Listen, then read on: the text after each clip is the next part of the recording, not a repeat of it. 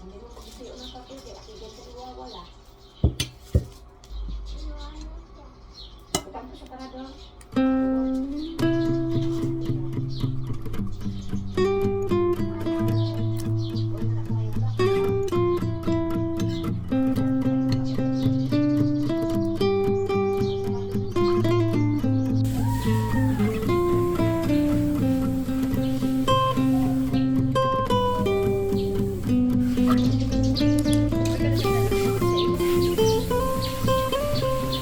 Bao, itu bang aneh. Bao. Nyok, agak may sipon. May sipon ang ilong.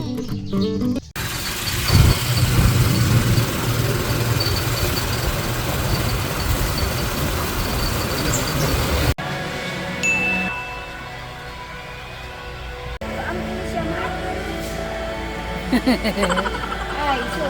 Dali di pa, dali di. Ang mamaglo ka? Ang gistos na yan.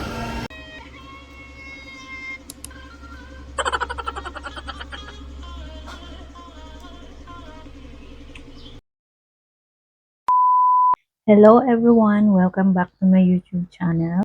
Binabati ko pala lahat ng mga kamumolanders ko dyan dito sa aming barangay at sa lahat ng mga subscribers ko dyan at sa lahat ng mga nanonood ng vlog na to. Isang super init na hapon sa inyong lahat. Summer na talaga mga kamumo. Anyway, gusto ko lang i-share yung most requested na natural makeup look para naman hindi tayo mag-super hula sa mga atenan nating mga event ngayong summer. So, without further ado, let's get started. After ng skincare routine or screen prep, ang ginagawa ko is nagpa-primer ako. And this is I use na primer from O2O. Anyway, mga kamomo, gustong gusto ko yung primer na to kasi ganda ng lapat niya sa mukha mo if may foundation kang nilagay. Lightweight lang din siya and gustong gusto ko yung finish nito kasi parang flawless yung skin mo. Dapat daw maglagay ka ng primer is this zone. Dito lang. Tapos dito. Tapos dito.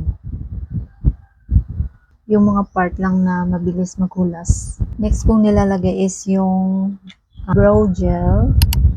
This brow gel is from Sassy Lady. Says Lady. Makalat kasi yung kilay ko, mga kamumo. Kaya kailangan talaga nating ayusin. Next is itong NYX Brow Pencil in the shade of dark brown. Ayoko kasi yung super black na pangkilay. And nilalagay ko lang din to sa mga may mga blank na o yung hindi na tinutubuan ng buhok.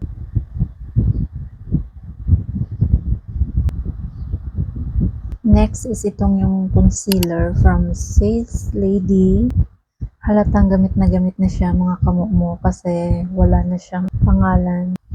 Super favorite ko din to kasi hindi ko na kailangan punuin yung mukha ko ng foundation.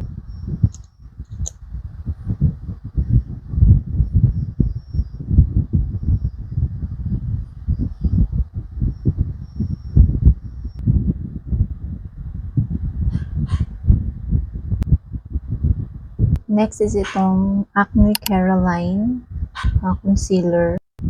Ito yung ginagamit ko pang tanggal ng aking mga sumpa.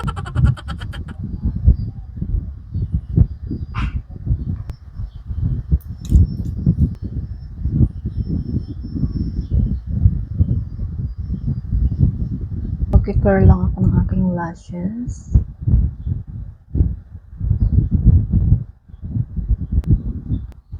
Then, itong mascara from O2O. Favorite ko din to mga kamomo kasi sobrang long lasting nito. Kaya hindi siya makalat.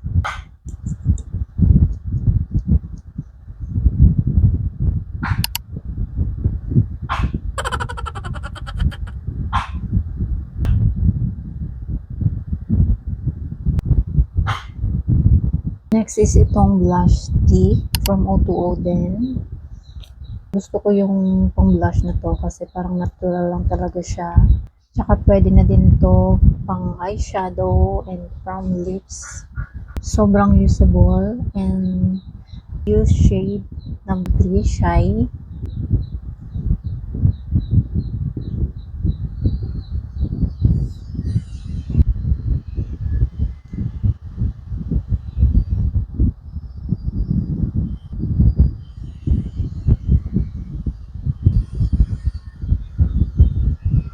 Pwede na din to pang lips.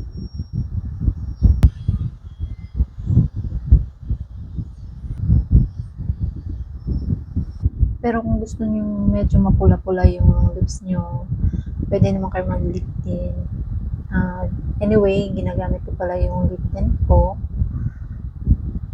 from my shop. Ito pala yung mga binibenta ko, mga kamumo. Ito lang din minsan yung ginagamit ko pang blush. Very organic to, mga kamumo.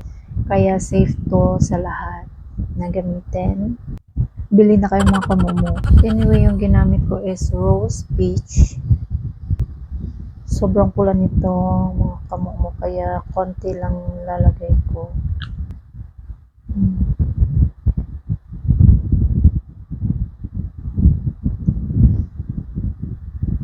And then last sa ating natural makeup look is itong compact powder from Bare and Bliss. Ito lang yung pressed powder na nahiyang sa mukha ko kasi very oily talaga yung skin type ko. Kaso sobrang maharlika lang talaga siya, mga kamumo. Kaya sobrang tinitipid ko pag nakabili ako ng compact powder. Sobrang tagal na nga nagamit ko nito, mga kamumo. Yung pang finish.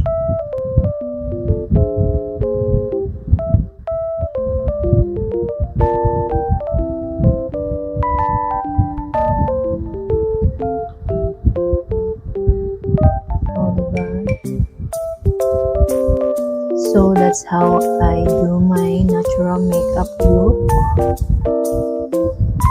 Anyway, mga kamumo, kung gusto niyo mag-request ng mga ganitong video, just comment down below. Sisikapin natin yan. Anyway, bago ko pala i-end yung video na to, I would like to thank everyone na nagsusuporta, nag-follow, share, like, and subscribe to my channel. Naka 1K subscribers na tayo, mga kamumo. Happy 1K subscribers to everyone. I hope you like this video. See you on my next one. Bye.